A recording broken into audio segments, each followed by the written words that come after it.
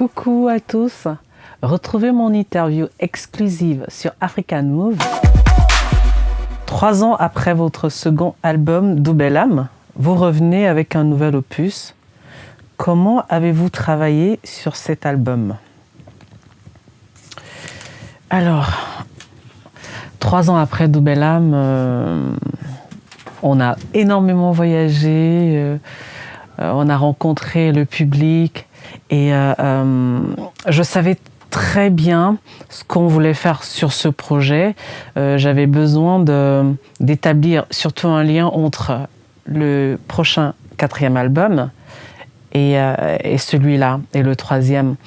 Et je voulais surtout préparer mon public à cette sorte de transition que j'aimerais pouvoir faire sans qu'il y ait véritablement une rupture entre la Charlotte qu'ils connaissent depuis le premier album jusqu'à celui-là. Qui est Charlotte Dipanda?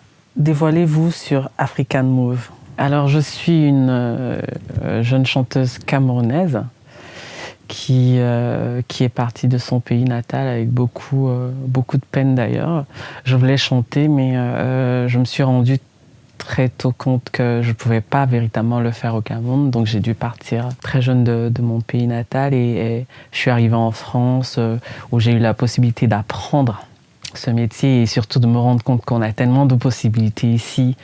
Quand on a envie de faire quelque chose, en tout cas, on peut apprendre à le faire.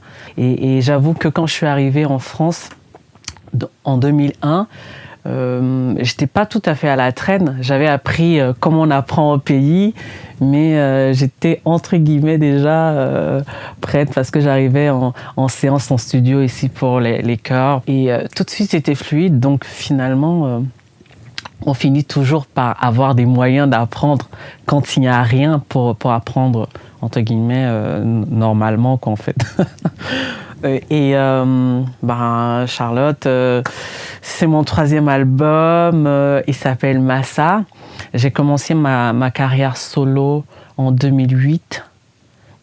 J'ai été choriste pendant une bonne dizaine d'années. J'ai accompagné essentiellement beaucoup d'artistes africains. J'en ai accompagné un peu de la variété française aussi, mais voilà. Quel conseil donneriez-vous aux jeunes femmes qui se lancent dans la musique? Je leur dirais à ces femmes-là de ne jamais se détourner de leurs rêves, de leurs ambitions, et de ne jamais penser que parce qu'elles sont des femmes, elles sont moins... comment je veux dire ça, moins talentueuses que les hommes, parce qu'on a tendance dans notre milieu, quand on est une femme, à 2 fois plus se battre, ou alors on est des fois obligé de penser qu'il faut qu'on soit amoureux de notre manager, de notre producteur, et qu'on se détourne un peu de... C'est une essence. Moi, je pense vraiment qu'on est artiste, on ne le devient pas. Sauf si on veut devenir artiste, en fait. Mais si c'est véritablement quelque chose qu'on porte en soi, il faut se battre pour pouvoir le dire, mais le dire surtout avec beaucoup de dignité, quoi, parce que c'est très très important. C'est ce qui fera la différence. Alors, oh signal, ma fenêtre.